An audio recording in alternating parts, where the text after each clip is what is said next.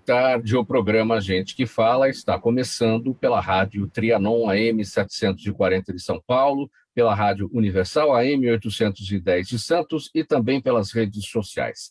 Imagens do Instagram, do Facebook, do nosso canal no YouTube, tudo isso para você acompanhar a nossa jornada de hoje, aquele convite diário para você curtir, comentar, compartilhar a nossa transmissão, interagir também participando pelo WhatsApp.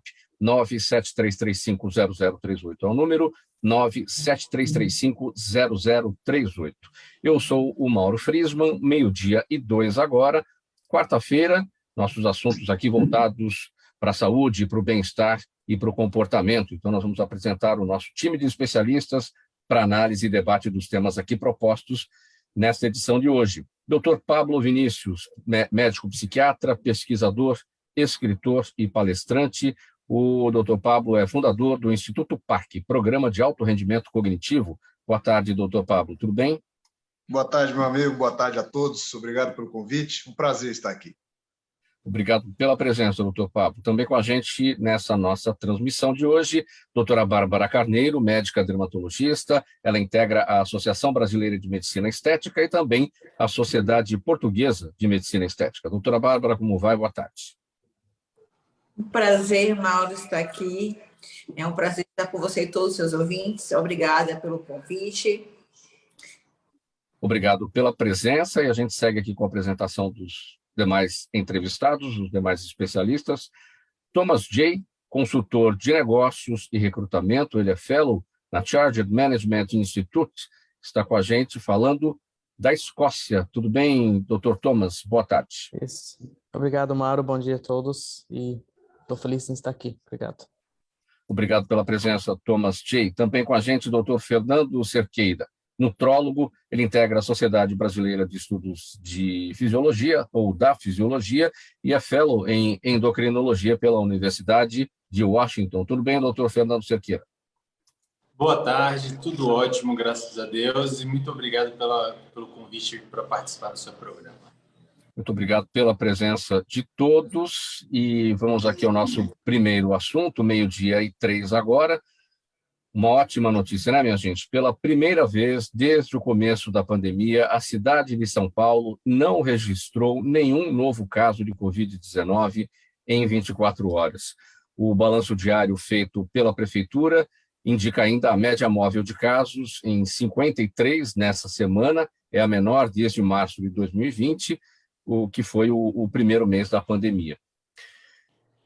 Porém, apesar da queda na quantidade de novos casos de internações, ainda há um grande número de pacientes internados, na maioria idosos e não vacinados. São Paulo tem hoje 42% da ocupação das UTIs e 32% da ocupação das enfermarias. Doutor Pablo Vinícius, eu começo com você esse tema. Seu olhar sobre esse cenário na cidade de São Paulo, nenhum novo caso de Covid em 24 horas. Meu amigo, eu acho que nós estamos chegando agora num momento de mais paz, né, em relação à pandemia.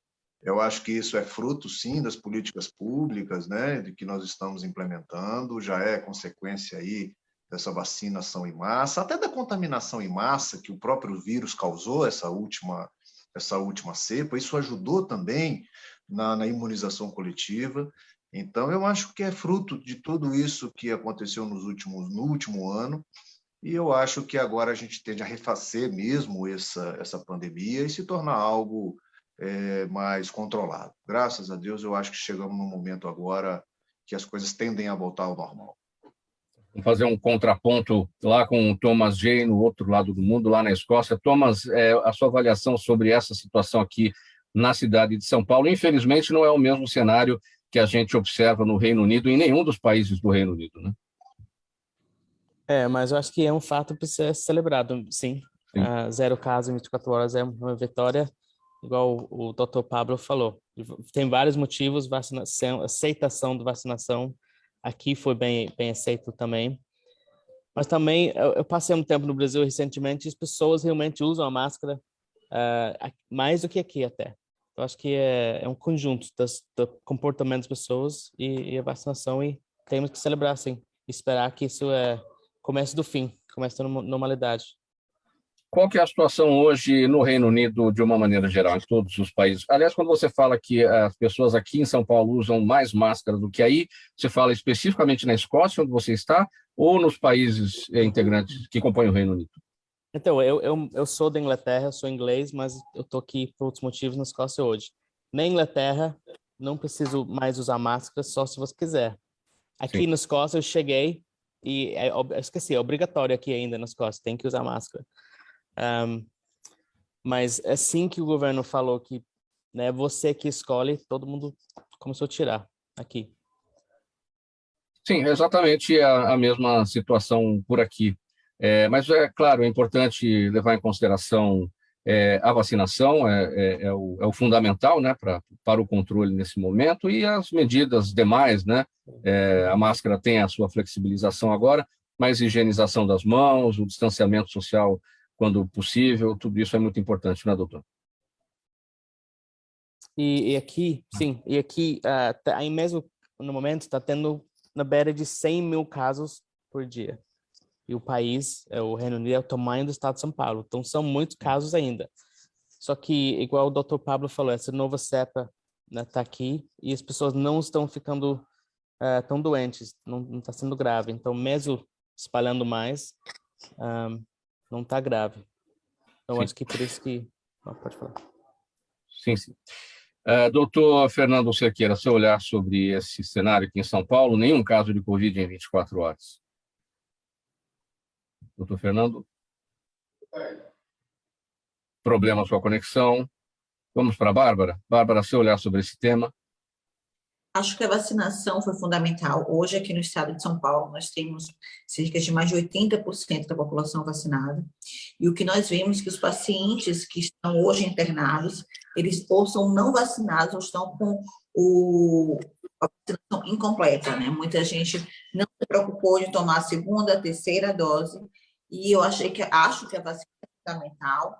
Tanto que hoje nós podemos não utilizar máscara em ambiente externo, não utilizar máscara em ambiente interno, exceto hospitais, transportes públicos. Então, assim, a vacinação em si foi, sim, o ponto de partida para essa resolução, né? E não adquirirmos o Covid-19 na forma mais grave, porque a vacina não protege de o Covid, você adquirir o Covid, mas sim de você adquirir na forma mais grave e sim você ir ocupar um leito de UTI. E hoje o que nós vimos são pacientes que não ciclo vacinal ou não vacinados em UTI.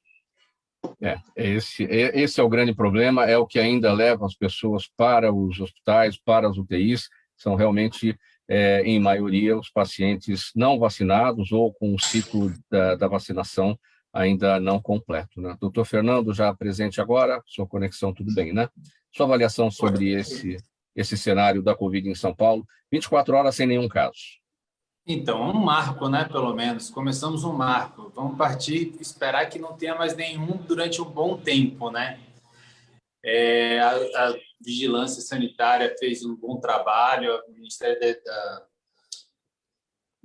Ministério da Saúde também, e a trabalhar agora os efeitos colaterais de quem teve Covid, né? Que esse é o grande foco agora para a gente na parte de emagrecimento. Sim, a gente já vai tratar desse tema da questão do emagrecimento, afinal, a pandemia foi responsável aí pelos quilos a mais adquiridos por todos nós, né? E agora a gente tem que ficar de olho nisso, mas já a gente vai entrar nesse tema. Antes disso, a gente vai falar de um outro problema que também veio na esteira da pandemia, que é a questão do sono, né? No dia 18 de março foi celebrado o Dia Mundial do Sono. Essa data foi criada pela OMS para alertar a sociedade em geral sobre a importância do sono na qualidade de vida, no rendimento escolar, no rendimento profissional e na saúde como um todo, né, pessoal? Esse tema se tornou ainda mais urgente na pandemia, que eu estava destacando agora, porque tudo isso trouxe muita dificuldade de sono para muitas pessoas, agravou os casos de quem já sofria com problema, preocupações de ordem geral, né? Perda de emprego, perda de renda, perda de parentes, de amigos para a Covid, tudo isso. Pablo Vinícius, como é que está o sono do brasileiro no meio dessa situação toda? Já a casa começa a ser colocada em ordem ou falta muito ainda? Oi, Mauro. A medicina do sono é uma especialidade relativamente recente na medicina. E a nossa formação em sono era muito pífia, era muito pouca do médico generalista. E com o advento aí do conhecimento, das pesquisas em sono, se teve a necessidade de se criar uma especialidade, porque o conhecimento passou a ser muito grande sobre sono. E quando eu comecei a estudar sobre sono, eu horrorizei. Eu pensei, meu Deus, como é que eu atuei tanto tempo como psiquiatra sem saber isso? Sono ele está presente em todas as outras áreas, tanto médicas quanto não médicas. E eu vou aproveitar essa diversidade de pessoas aqui para até fazer uma interface. Por exemplo, nós temos uma dermatologista aqui. Sono é anti-envelhecimento. Sono participa do processo oxidativo ou antioxidativo e anti-inflamatório. Nós temos um colega nutrólogo aqui. O sono participa diretamente do controle hormonal do peso, tanto dos hormônios do apetite quanto da saciedade. Ninguém perde 1 quilo se você dorme mal. Você pode fazer sua dieta, você pode fazer sua atividade física, mas se o seu sono for ruim, dificilmente você vai perder peso. E pelo incrível que pareça, nós temos um consultor de negócios e a medicina do sono tem tudo a ver com desempenho empresarial, com desempenho das pessoas. E é engraçado que ele atua no recrutamento e eu sou consultor da medicina do sono para uma empresa de recrutamento. Nós utilizamos um conceito da medicina do sono chamado de cronotipia, que é o perfil de cada pessoa em relação ao seu dia, e nós selecionamos pessoas baseadas na cronotipia dela para cada vaga. Então, veja como a medicina do sono permeia praticamente tudo e todos. Então, de fato, Mauro, respondendo a sua pergunta, nós estamos muito mal das pernas e do sono. Há uma pesquisa no estado de São Paulo que mostra que 75% dos paulistanos tem pelo menos 2 queixas relacionadas a sono. Isso é quase todo mundo. Espetacular essa sua interface que você fez, né, com a dermatologia, com a nutrologia, com a consultoria de negócios, porque é um tema que se amarra, de fato, com todos nós. E impressionante, você abriu a sua fala dizendo que atuou tanto tempo na psiquiatria sem se dar conta disso, né? Então, como é que essa especialidade do sono agora aparece na medicina? É mais na sua área, na psiquiatria, sendo que isso tem a ver com todo mundo. Todo médico hoje pode lidar com a questão do sono. Essa é uma pena. Inclusive, eu sou até meio contrário à especialidade de medicina do sono, porque este conhecimento dessa especialidade tinha que estar presente em todas as áreas clínicas, pelo menos. Né? E a formação nossa, tanto de formação geral, de 6 anos de medicina, quanto de especialidade, é pífia em medicina do sono. Médico normalmente não sabe o básico, mas muito básico. Nós não somos formados a entender a dinâmica, a complexidade dos distúrbios do sono e a relação do sono com as especialidades clínicas. Os cardiologistas tinham que saber muito sobre sono. Os endocrinologistas, demais. Os nutrólogos, muito. Os ortopedistas, os reumatologistas. Existe uma relação direta entre sono e imunidade e doenças autoimunes. Só que ninguém sabe, e não sabe nem por maldade, nem por ignorância. Não sabe porque não faz parte da nossa formação. Sim. Este é o problema. E aí se cria uma especialidade, e aí o médico ele tem que sair da sua rotina, estudar isto por fora, para ele começar a entender. É uma pena. Esse conhecimento teria que ser difundido em todas as sociedades médicas. Não, mas felizmente isso está acontecendo, os estudos estão sendo feitos, e esse é o nosso papel aqui com você e também, né, fazendo essa interface com todas as outras áreas aqui presentes. Quando se fala em distúrbio de sono, muita gente fala, bom, eu não durmo bem, eu tenho insônia, não durmo bem porque não pega no sono, mas tem gente que pega no sono e isso não significa que dormiu bem. Não teve um sono reparador e vai ter problemas durante o dia também, não é? O que a medicina do sono já sabe a respeito disso? Não sei se para cura, mas para uma eventual melhora, uma qualidade de vida melhor para essas pessoas? Perfeito. Sono adequado é quantidade adequada. Você dormir e acordar numa quantidade que o seu organismo precisa. Então, é um mito essa coisa das 8 horas. Cada indivíduo tem uma quantidade determinada geneticamente. Então, uns vão precisar de 6, outros vão precisar de 8, outros de 10, outros de 12. E outra coisa é isso que você falou, a qualidade do sono. Não adianta você dormir 8 horas e essa qualidade ser péssima. Como é que você avalia se o seu sono é bom ou não? Da forma que você acorda. Quando você acorda bem, feliz, com a sensação de um sono reparador, provavelmente está tudo bem. Se você acorda já cansado, fadigado, com a vontade de dormir mais, tem alguma coisa errada. Ou na quantidade, ou na qualidade. E as principais dicas, Mauro, são as dicas de higiene do sono.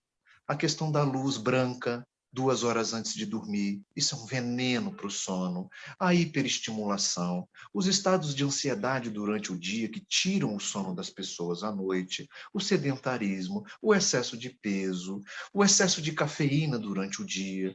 Então, veja, hoje nós consideramos que a grande razão da insônia está relacionado ou estão relacionados com os hábitos de vida. Não é uma doença em si, é uma consequência dos estilos de vidas ruins que as pessoas estão tendo. Tá difícil, doutor Pablo. Tudo isso, eu fiquei pensando aqui, um monte de gente, todo mundo nessa mesma situação, viu? Doutora Bárbara, o doutor Pablo falou que o sono ele é anti-envelhecimento, né? Mas, assim, a gente não nega, né? Quando dorme mal, né? Você que é dermatologista, você já vê na cara da pessoa que ela não acordou bem, né? Fica tudo amassado, né? Fala sério. Exatamente.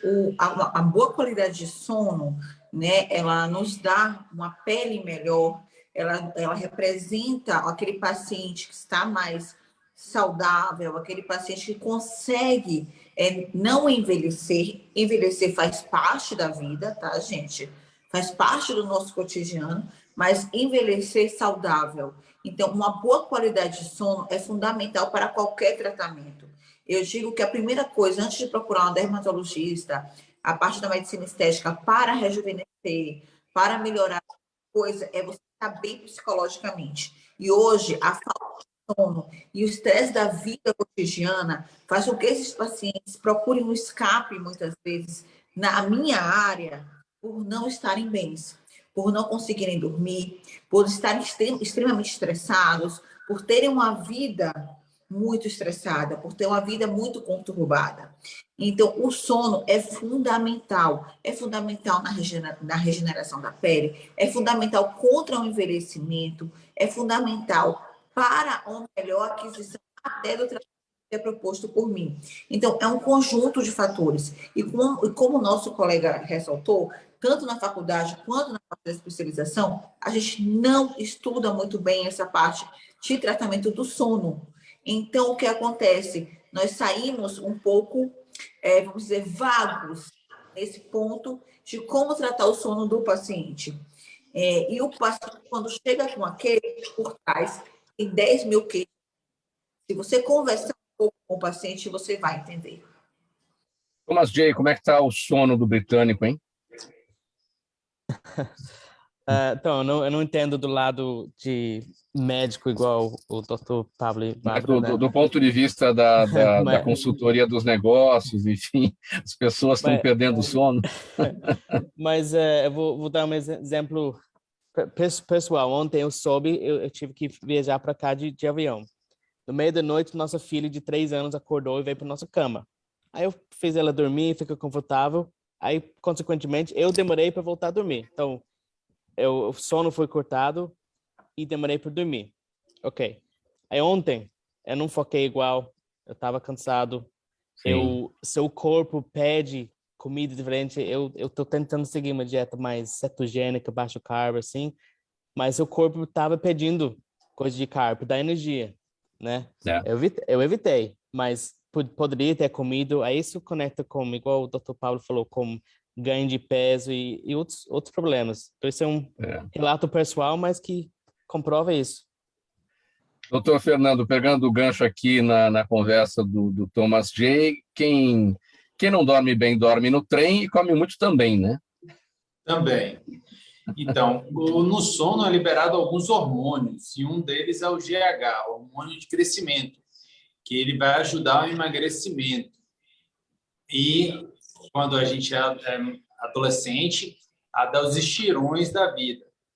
Sem esse ciclo do GH, né, que é o hormônio do crescimento, você não desenvolve direito às crianças, que também já é um fator hoje em dia de sono das crianças não tão bem também, não só do adulto, e acaba não emagrecendo. E também tem crescido muito o uso de medicação indutores de sono no Brasil. Já tem anos que isso vem acontecendo por causa dos estresses, né? A pessoa trabalha no mercado financeiro, por exemplo, eu tenho muito paciente que trabalha no mercado financeiro e eles não podem dormir 8 horas, pelo menos, por dia, né? Lógico que cada indivíduo vai ter uma quantidade certa que o seu organismo precisa para dormir. Então, atrapalha bastante no emagrecimento também. Pessoal, 12:22, programa Gente que Fala, edição de quarta-feira, com os assuntos da saúde, do bem-estar e do comportamento. Rádio Trianon AM 740 São Paulo, Universal AM 810 em Santos e também pelas redes sociais. Nosso próximo assunto por aqui. Thomas J. Com a pandemia, o sistema de saúde britânico acumulou 6 milhões de procedimentos atrasados. Com o Brexit, muitos profissionais de saúde europeus saíram do Reino Unido e, com a população envelhecendo, a demanda na área da saúde está cada vez maior. E, por essas razões, o sistema público de saúde britânico vem sofrendo com a falta de profissionais. E o recrutamento internacional está sendo a solução para mais de 200 mil vagas abertas, inclusive para profissionais brasileiros que queiram iniciar uma carreira internacional por aí. O que os nossos profissionais da saúde brasileiros precisam saber sobre isso, Thomas? Sim, obrigado. Realmente tem muita demanda no momento e muita falta de funcionários, de mão qualificada. Todos os indicadores são ruins, todos mesmo, até os mais importantes, tipo suspeito de câncer, tem que ter passado para o especialista entre X dias, não está acontecendo, então tá bem ruim. Tem 1/4 milhão de vagas de médico, enfermeiro ou cuidador, 1/4 milhão. E como o Brexit, você mencionou o Brexit, as regras migratórias do país mudaram. Então agora um brasileiro tem mesmo chance migratória do que um francês, um espanhol, ok? Antes, europeus tinham direito. Então é um momento bom para brasileiros que querem uma experiência no exterior, ou para ficar fora, morar fora, e depois 5 anos ganhar residência permanente no país, ou ficar uns anos e trazer aquela experiência, conhecimento cultural e profissional de volta para o Brasil. A pessoa precisa ser qualificada, claro, igual no Brasil, os diplomas e inscrição nos órgãos competentes, e ter o inglês. Um médico tem que ter inglês avançado. Um cuidador técnico tem que ter inglês intermediário. Então não é o mais avançado, mas não o mais básico. Agora, essas 200 mil vagas ou 250 mil vagas, você falou 1/4 de 1 milhão, isso na saúde pública do Reino Unido, é no NHG, na saúde, no SUS de vocês aí? Tanto no SUS, que chama NHS, ou no privado também. Isso é um conjunto. Sim. E quantos, se você tem essa informação aí, você já sabe quantos brasileiros já estão aí por conta dessa possibilidade de assumir uma vaga, assumir um mercado aí na saúde britânica? Então, quantos vieram para cá, em geral, no país? Eu não sei, mas quantos já registraram interesse no nosso site nos últimos 2 meses e meio que a gente começou a anunciar no Brasil? Tem mais de 5 mil cadastros do Brasil com a gente, diretamente com a gente. E como é que os britânicos observam a capacitação dos nossos especialistas, do nosso profissional da saúde? Há uma preferência por brasileiros ou de outras nacionalidades? Como é que isso funciona? Então, o NHS aqui, o SUS nosso aqui, 80 e poucos % dos cargos clínicos são pessoas de fora, são estrangeiros, ok? Então, super normal ter médico de fora, enfermeiro de fora. Eu cresci minha vida inteira, nosso médico da família é da Índia, a mulher, a parteira que fez o parto da nossa primeira filha é da África. Então, para a gente é super normal. O que eu vejo com minha experiência, eu sou casado com um brasileiro, eu passo muito tempo no Brasil. E eu vi com meus próprios olhos que os brasileiros são muito competentes, particularmente na área de saúde. Então, trazendo isso para a Inglaterra vai ser um grande diferencial, porque são bem competentes mesmo. Curiosidade em relação a esse índice que você falou, 80% dos profissionais aí são de diversas nacionalidades, 20% são de fato os britânicos. Essa curiosidade, por que isso acontece? Porque praticamente todo o sistema é composto por profissionais de fora. Porque é pouco incentivo de estudo. Vamos supor, no Brasil, né? Se você quer chegar num lugar, você tem que estudar. Até um cargo, você quer estar numa empresa, quer virar supervisor ou gerente, tem que ter um mestrado, sei lá, para subir. Aqui no país, na Inglaterra, você pode avançar na sua carreira sem ter aquelas qualificações. Aí isso é um caminho mais fácil, né? Para alguém saindo da escola, é mais fácil do que para fazer medicina, fica 7 anos de estudo e residência, etc, né? Então, acho que por esse motivo. Como é que está o olhar do governo do Reino Unido, do governo britânico para a saúde pública, para o SUS? Daí a gente acompanhou por aqui quando o primeiro-ministro Boris Johnson ele pegou a Covid, ele foi tratar aí na saúde pública, Sim. Ele passou a ter outros olhos para a saúde pública aí do Reino Unido, né? Sim, a pandemia fez isso, sim. Acho que não só para o governo, mas para todo mundo. Começou a reavaliar os cargos, né? Não só de saúde, mas, sei lá, um caminhoneiro. Antes nem pensava em caminhoneiro, mas de repente tem falta de caminhoneiro e se vê a importância. Então, eu acho que isso aconteceu na pandemia para a saúde também. Deu mais valorização. Thomas J., você consegue falar em ganhos para os profissionais brasileiros aí? Quanto que é o salário médio? Enfim, são muitas funções, né? Desde dos técnicos até os mais altos profissionais médicos. Vamos supor uma enfermeira, né? Uma enfermeira padrão. Vai ganhar 2.300, 2.400 libras, que dá uns 18 mil reais mensal, como salário base, sem hora extra, sem adicional, etc. Então tem como ganhar mais.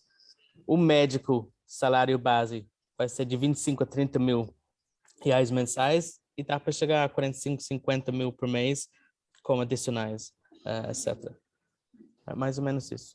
E para os cargos técnicos? Técnicos na em torno enfermagem? de 12 mil reais por mês, mais ou menos, o salário base. Sim, mas para um custo de vida também bastante elevado, né? A gente pensa nesses valores aqui para o Brasil, seriam espetaculares, né? Mas o custo de vida aí também é bastante elevado. Você ganha em libra, mas você paga as contas em libras, né? Mas vamos supor sei lá, técnico de enfermagem que vai ganhar uns 2 mil libras por mês, mais ou menos. Um técnico solteiro consegue viver com 1.000. Conseguiria viver com 1.000. Claro, Sim. Poderia, sem muito luxo, né? Mas poderia viver, pagar as contas sem sofrer. Então, não deixa de ser um salário bom também. Bom, então, para a gente finalizar esse tópico, Thomas, para os profissionais da saúde interessados em fazer carreira internacional aí no Reino Unido, nessas vagas aí que estão à disposição na saúde pública britânica, qual é o caminho das pedras, inscrição no site, como é que funciona? Então, a pessoa pode registrar o interesse no nosso site, que é healthrecruitmentuk.com, healthrecruitmentuk.com. Ou, se for no Instagram, colocar empregos no Reino Unido, vai aparecer a minha cara feia, que jeito que tá com bandeira, você vai me achar também. Então, esses 2 caminhos. Sim, então se botar no Google ali, Thomas J., já encontra o caminho. No Instagram, por exemplo, empregos no Reino Unido vai achar, ou sim. pelo nosso site. Empregos no Reino Unido, muito bem. Legal, Thomas. Olha, a gente vai fazer um intervalo aqui, edição do programa Gente que Fala de quarta-feira, os assuntos da saúde, do bem-estar e do comportamento. A mensagem do nosso apoiador, a gente volta rapidinho, 30 segundos. Toda ação estratégica de sucesso tem um componente fundamental, um instituto de pesquisas ético, rápido e preciso. Afinal, é ele que vai fornecer informação confiável, sem achismos e palpites. E isso, numa época de mudanças rápidas e repentinas, é fator crítico de sucesso. A Orbis é um instituto de pesquisas que une precisão e confiabilidade estatística com a mais alta tecnologia de pesquisas do mercado. Tem inteligência artificial, robótica, big data, entre outros recursos, para que você tenha uma informação correta, confiável, com o menor custo e no menor tempo possível. Na sua próxima ação, seja ela corporativa ou política, comece pela Orbis, porque com a informação correta você vai mais longe, mais rápido e com mais segurança. Faltando 29 minutos para 1 da tarde, agora de volta com o programa Gente que Fala, quarta-feira, sempre com os assuntos da saúde, do bem-estar e do comportamento. Rádio Trianon AM 740 São Paulo, Universal AM 810 em Santos e também pelas redes sociais. Dr. Fernando Cerqueira, um levantamento mundial feito pelo Instituto Ipsos mostra que os brasileiros engordaram em média 6,5 kg durante a pandemia. Com a vida voltando ao normal, aí começou uma grande corrida pela forma física.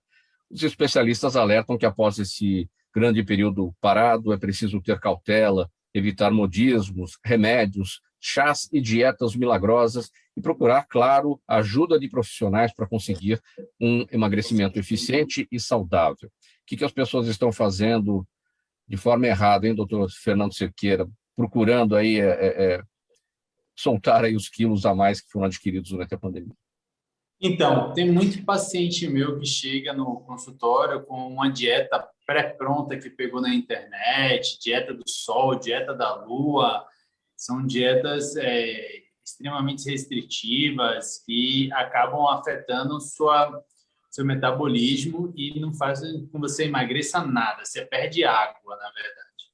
E os chás sempre foram grandes vilões na dieta, porque eles consomem em grande quantidade e pode causar efeitos renais, problemas renais, então a gente tem que dosar isso. Então, a grande preocupação é o acompanhamento de um especialista para que você emagreça com saúde. Você engordou 6,5 kg a média, né? Eu tenho pacientes que engordaram bem mais, mas assim, a média é 6,5 kg e eles querem perder isso desesperadamente, né? Rapidamente, e não é bem assim que acontece. Você falou dos chás. Por que os chás são vilões? E quais chás? O chá de hibisco mesmo só pode ser consumido 2 xícaras de 250 ml no dia. Tem pessoas que fazem jarras de chá de hibisco e bebem o dia todo, entendeu? Tem casos de morte por causa de chás, tem até repercutido na mídia sobre isso. O chá de camomila ao menos não tem problema nenhum, que é um calmante, mas mesmo assim, em excesso, sobrecarrega os rins. Então, a gente tem que moderar os chás para que eles realmente sejam eficazes na dieta. Qual é o profissional que deve cuidar dessa etapa do paciente que quer perder peso? Claro, considerando a situação de cada um. Alguns estão acima do peso, outros estão obesos de fato. Esses provavelmente vão precisar da interdisciplinaridade, ou seja, vários profissionais envolvidos no tratamento dele. Como é que isso funciona, doutor?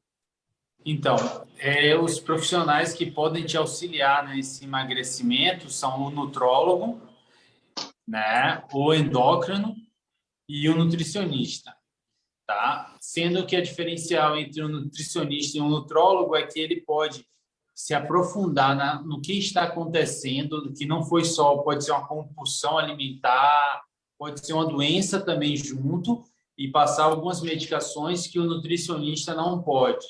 O nutricionista também é bastante eficaz nessa área do emagrecimento, só que é mais devagar do que o nutrólogo. Agora, perder peso é sempre um grande desafio, né? Abdicar, abrir mão de muitas coisas. Como é que está a cabeça das pessoas, ainda, né, no meio da pandemia, para poder ter o foco, né? Se você não tiver foco, você não avança, né? Isso, o mais importante é o foco. Quando eu brinco com meus pacientes que quando ele entra no meu consultório, ele se torna da família e ele tomou o primeiro passo, porque ele quer emagrecer.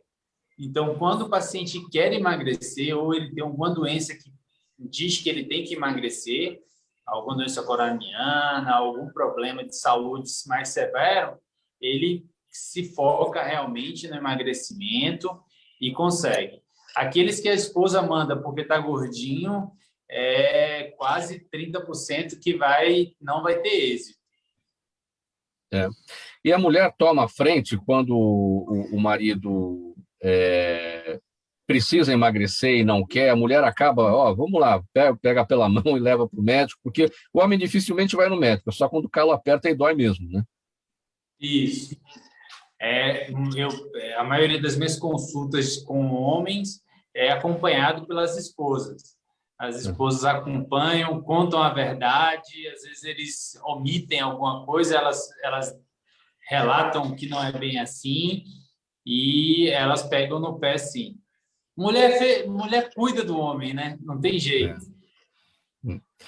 Doutora Bárbara, e a mulher que vai ao seu consultório em busca de coisas da sua área, da dermatologia, acabam também falando lá do excesso de peso, quer perder aqui ou ali também, não escapa dessa conversa, né?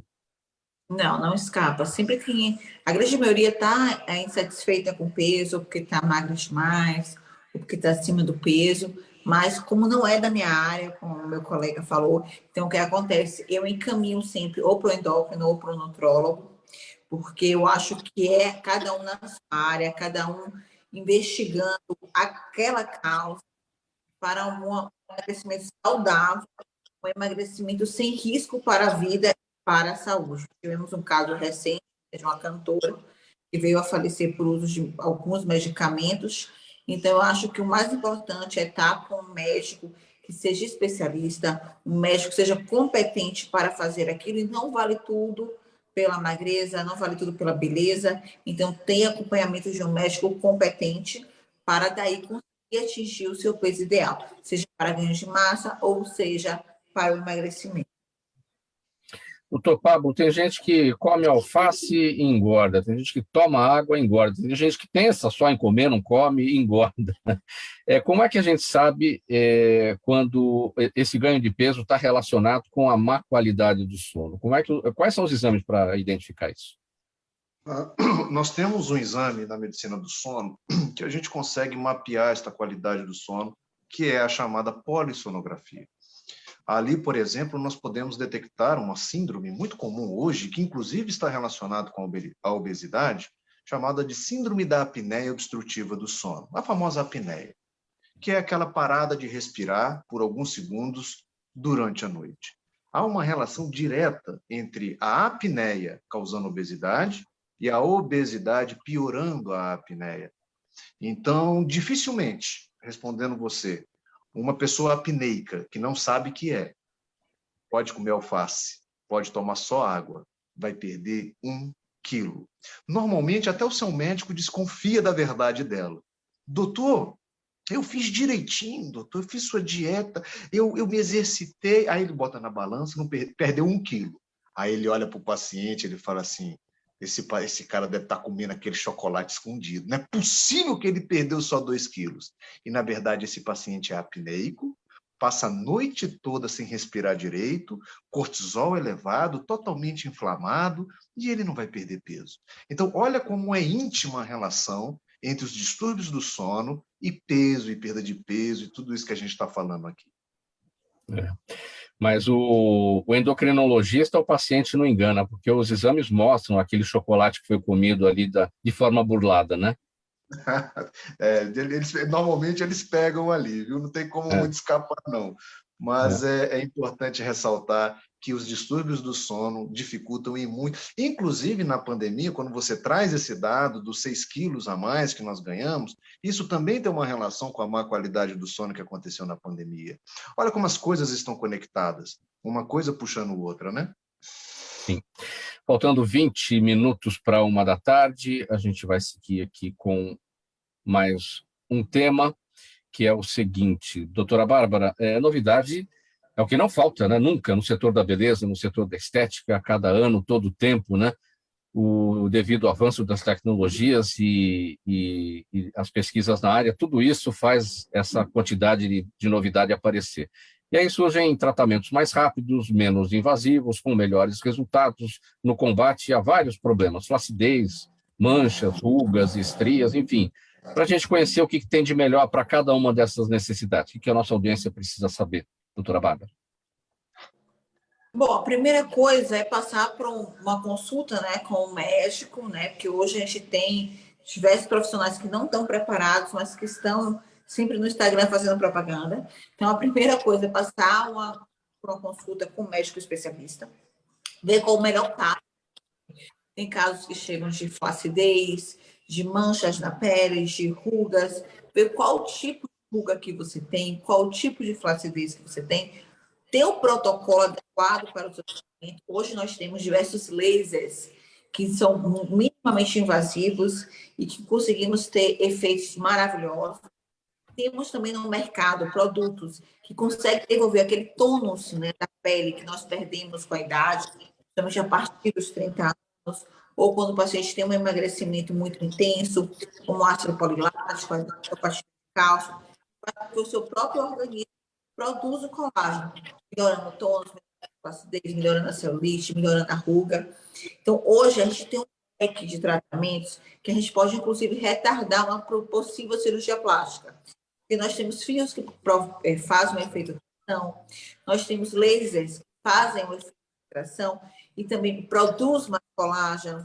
Nós temos os bioestimuladores de colágeno, que são muito conhecidos, que é o ácido polilático e a hidroxiapatita de cálcio, que promover aquela renovação naquela pele, a melhora do tônus, a melhora da flacidez, além dos tratamentos que já eram conhecidos no mercado, como o preenchimento com ácido hialurônico para preencher aquela ruga que está te incomodando, né, aquele vinco que está ali, como também nós temos os peelings químicos, que agora no inverno é uma grande alta para melhorar a pele, as manchas na pele, aquelas rugas mais superficiais. Em cada caso é um caso. Hoje nós temos uma gama de produtos, uma gama de lasers que nós conseguimos sim melhorar o paciente, retardar uma possível cirurgia plástica e devolver o paciente a autoestima. E com o tempo ele perde, com o tempo ele vai se sentindo cada vez um pouco mais envelhecido, cada vez um pouco mais triste e devolver essa alegria e essa autoestima de volta. Então, hoje nós temos um leque de lasers como fotona, etérea, ultraformer, polifitera, que nós conseguimos melhorar muito. E fazendo um plano multidisciplinar, que eu sempre falo assim, trabalhar com outros médicos que podem vir a me ajudar, como, por exemplo, a endocrinologia, que sempre está me ajudando, como? Em que parte? Devolvendo aquele paciente uma alimentação saudável, que é muito importante, a psiquiatria, que consegue fazer com que aquele paciente se sinta melhor também, porque, como eu falei, muitos pacientes procuram uma fonte da juventude, mas, na verdade, eles estão precisando de um tratamento algo mais profundo. Então, um tratamento multidisciplinar para a gente ter um resultado cada vez melhor. Mas, sim, hoje é possível tratamentos menos invasivos, tratamentos que a gente consegue ter um resultado um pouco mais rápido em consultório, minimamente invasivos e que não doem, que tem uma dor muito suportável. Agora, para tudo isso acontecer, para esses procedimentos poderem ser feitos, é como você disse no início da sua fala, é preciso haver uma conversa entre as diversas áreas aí da medicina. Um ponto que a gente sempre toca por aqui não basta querer fazer um procedimento, é preciso poder. Então, a pessoa vai passar por outros profissionais para saber quais são as condições de saúde que ela tem para poder se submeter a cada uma dessas condições, não é certo? Exatamente. É muito importante esse trabalho multidisciplinar, mas eu acredito que um paciente que procura isso, ele já tem essa ciência de que, às vezes, o problema dele está um pouco acima de mim, né? E que, em alguns casos, então, eu mesmo oriento, não, vamos fazer um trabalho multidisciplinar, né? No caso, na nossa clínica, tem esse um trabalho multidisciplinar. Eu sempre falo, vamos fazer um trabalho multidisciplinar, você precisa ver isso.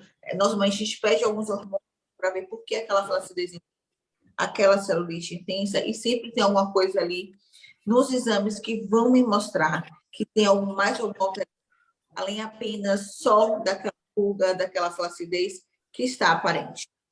O que mais a mulher quer corrigir no consultório, o que mais o homem quer corrigir no consultório? O homem, ele sempre vai corrigir as rugas em face. Ele sempre não está satisfeito com o ângulo de mandíbula, ele não está satisfeito com rugas na face, mas em corporal o homem não vem para mim procurando.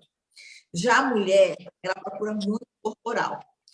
Nós vivemos, né, querendo uma ditadura que mostra um corpo perfeito, então elas sempre vão em busca de uma melhora do glúteo, uma melhora do tônus da pele, além também, claro, de face, que as mulheres procuram muito. Tudo depende da idade. Temos, assim, diferentes tratamentos de pacientes que estão até 20 anos, de 20 a 30, de 30 a 40, de 40 a 50. Cada idade procura uma coisa específica, mas hoje o nosso campeão mesmo é a flacidez e a ruga em face e em glúteo, né? A flacidez e a celulite em glúteo. Pessoal, faltando 13 minutos para 1h, perguntas da nossa audiência chegando por aqui, vamos a elas. E eu começo com o Thomas J. Thomas, Henrique Lima está no Facebook e pergunta o seguinte: se o NHS britânico é parecido com o nosso SUS. Não é uma questão de ser parecido, é uma questão de que o nosso SUS é inspirado aí no sistema de vocês, né? Sim, eu acho que é similar, sim, mas a grande diferença que eu vejo é que usa muito, chama GP, General Practitioner, que é médico geral. Você vai ver esse médico primeiro e ele que vai te encaminhar para o especialista, o hospital, ou sei lá. Você não vai direto no hospital, não vai direto no especialista. Você usa muito esse médico geral primeiro. Essa é a grande diferença. Mas aqui também é assim, você primeiro é a porta de entrada do posto de saúde para uma avaliação e um posterior encaminhamento para o médico especialista.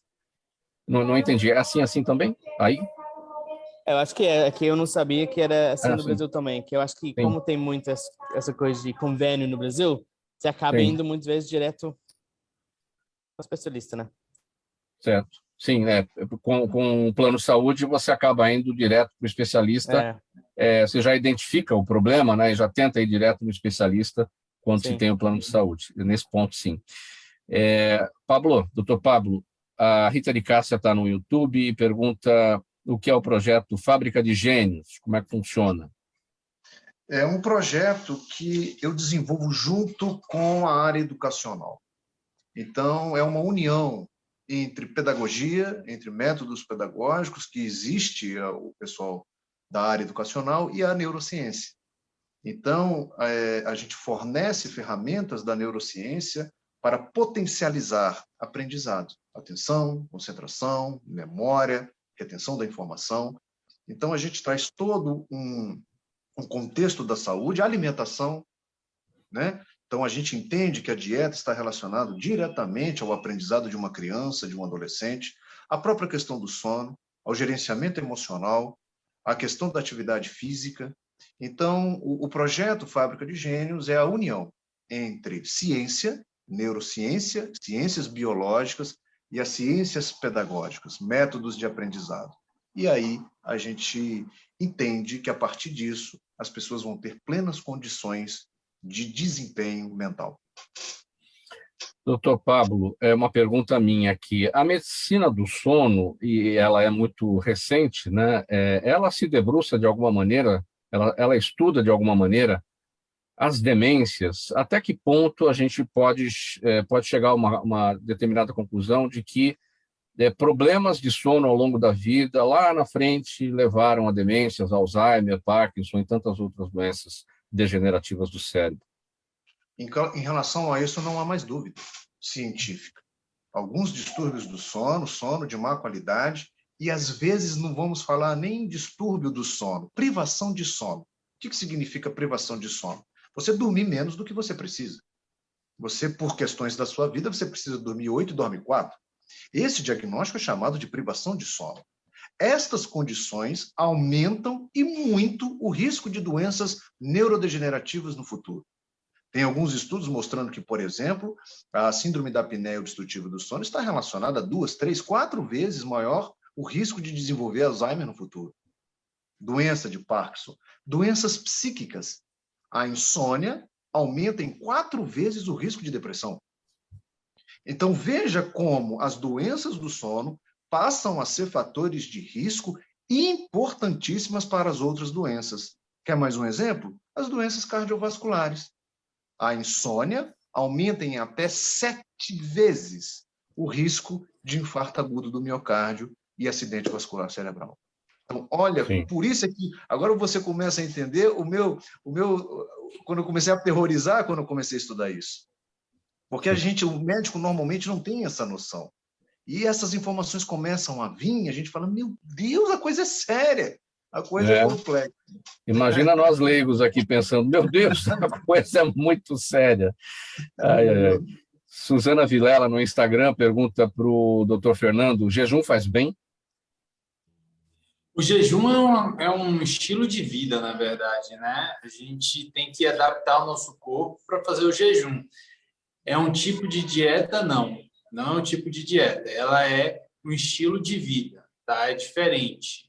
Mas faz bem, sim, ao organismo quem consegue fazer esse estilo de vida perpetuar por algum período da sua vida também. Tá, mas aí é preciso encarar como estilo de vida, é preciso haver condições, né? Que é o estilo de vida quem vai permitir para se fazer esse jejum. Sim, sim. Não é uma dieta que você faz durante 60, 90 dias, aí você tem um êxito e depois você volta a se alimentar incorretamente, teoricamente, né? Porque você saiu do jejum e você volta a engordar. O jejum, a gente entra no consultório, quando o paciente quer fazer o jejum, a gente faz todo o preparo para ele ter psicologicamente, saber como é que vai ser, preparar o organismo dele para que ele possa fazer o jejum e ter isso como um estilo de vida. Outra pergunta aqui, doutor Fernando, vem da Adriana Oliveira pelo Facebook. Ela quer saber se a barriga de chope é perigosa. É muito perigosa. Toda barriga é perigosa. Quanto mais... Não só de chope, né? Não só de chope. O problema não é só o chope, é aquilo que acompanha o chope, né? Sim. Qual que é a circunferência ideal máxima para mulheres e para homens da barriga, do abdômen? Então, isso é muito relativo, porque a gente trabalha massa magra e massa gorda. Tem pessoas que têm um abdômen mais estufado, mas por causa da quantidade grande de massa muscular, né? E não é entrada do IMC, a gente não trabalha com IMC, o nutrólogo ele trabalha com um percentual de gordura. Então, é muito relativo essa faixa etária aí. Doutora Bárbara, Solange Marques no Facebook pergunta se é possível remover manchas faciais sem intervenções cirúrgicas ou de laser. Sim, é possível, mas não, apesar de não ter intervenção de laser, teremos a intervenção de produtos químicos, como os peelings químicos. Sem os peelings químicos, não será possível. Então, podemos melhorar a pele sem laser, sem cirurgias. Cirurgia não é tão indicado para melhora de manchas, tá? Não é a escolha. A escolha para manchas, né, a depender das manchas, é o peeling químico, que é realizado em consultório, o tratamento em home, que é muito importante o paciente aderir, ou o uso de laser. Mas podemos melhorar apenas realizando peelings químicos em consultório e adesão em home. E a não exposição solar, logicamente. Mas são manchas adquiridas ao longo da vida por diversas razões ou são questões mesmo de manchas de nascença, por exemplo? Então, nessa grande maioria que nós estamos conversando, são manchas adquiridas. Claro que tem um fator genético que influencia, sim, como o melasma, que hoje é o que mais atormenta, né, as mulheres e os homens. Tem fatores hormonais envolvidos, tem fatores de ambiente de vida, da vida que o paciente leva, e tem também fatores de uso hoje do celular. Tudo isso interfere, são mais manchas, quando esses pacientes vão retirar, são manchas relacionadas ao estilo de vida. Manchas de nascença são bem diferentes, é bem difícil a retirada de manchas de nascença. Tem que ser estudada, saber qual tipo de mancha de nascença, e normalmente são manchas que não incomodam muito o paciente. Essas manchas que mais incomodam são manchas adquiridas. Podemos fazer a melhor consultório, porém, o sol é nosso maior inimigo, não só para o envelhecimento, para mancha, mas também com o câncer de pele, é o maior fator de risco. Então, o uso da proteção solar, a não exposição solar, é o melhor caminho a ser tomado. Minha gente, o tempo do programa se esgotando, vamos às mensagens finais, às despedidas de cada um. Bárbara está com a palavra, sua mensagem final e seus canais, doutora Bárbara. Eu queria agradecer primeiro a você, né, ao Mauro, à rádio, né, Trianon, a gente que fala, já é a segunda vez que estamos aqui, então muito obrigada. Sempre lembrar as pessoas que estão nos assistindo que beber é ingestão líquida, né, beber bastante líquido, a água é muito importante para a pele, o uso do bloqueador solar, por favor, gente, vamos evitar essa exposição excessiva, né, ao sol, porque provoca, além do envelhecimento, um melanoma, que é o câncer de pele. Então, vamos nos proteger, vamos nos cuidar, e mesmo na pandemia, continuamos os cuidados, e agora mesmo sem usar máscaras, vamos nos proteger do Covid. A minha rede social é a doutora Bárbara Carneiro, no Instagram. Então, qualquer coisa eu me encontro à disposição. Obrigado, doutora Bárbara. Doutor Pablo, sua despedida e seus canais, bem breve. Mauro, muito obrigado pelo convite, a Rádio Trianon, prazer estar aqui. As pessoas me encontram no meu Instagram, Dr. Pablo Vinícius, e no meu site tem o meu conteúdo lá, pablovinicius.com.br. Muito obrigado e sucesso. Thomas J., sua despedida, seus canais. Então, muito obrigado a todos. Se você está escutando e quer uma experiência fora, entre em contato. Instagram, empregos no Reino Unido, ou meu nome, Thomas J. 1985, ou o nosso site da empresa, healthrecruitmentuk.com. E a despedida do Dr. Fernando Cerqueira, desculpe. Muito obrigado pela participação. Emagrecer com saúde, pessoal. Nada de fazer dietas milagrosas. Isso é o mais importante. Procurar um especialista, uma pessoa que vai te auxiliar nesse emagrecimento. Vocês me acham no Instagram, drfernando_cerqueira. Muito bem, muito obrigado pela presença de todos, minha gente. Faltando 2 minutos para 1h, a gente põe um ponto final nessa edição do programa Gente que Fala, de quarta-feira, com os assuntos da saúde, do bem-estar e do comportamento. Participaram com a gente hoje o doutor Pablo Vinícius, médico psiquiatra, também a doutora Bárbara Carneiro, médica dermatologista, o Thomas J., consultor de negócios e recrutamento, diretamente lá do Reino Unido, e o nutrólogo doutor Fernando Cerqueira. Um agradecimento, portanto, em nome de toda a equipe do programa Gente que Fala. Na mesa de som hoje, da Rádio Trianon, o Isaac Barros, obrigado aí pelo apoio operacional, Isaac. Na gerência técnica da emissora, o Sérgio Souza, apresentação minha, Mauro Friesman, pauta e redação do Pedro Schiavon, Zenilda Salvato, nossa diretora de produção, jornalista Fausto Camunha, nosso diretor-geral, e você ouvinte, você espectador, a razão da nossa presença aqui todos os dias. Musical Trianon na sequência por aqui, às 6h tem o Radar Paulista com o jornalista Renato Albuquerque, e agora, antes de tudo isso, a repórter Débora Mendonça traz as informações do trânsito aqui em São Paulo, nesse rush do horário do almoço. Obrigado pela audiência, minha gente. Faltando 1 minuto para 1h, um abraço, tchau, até amanhã.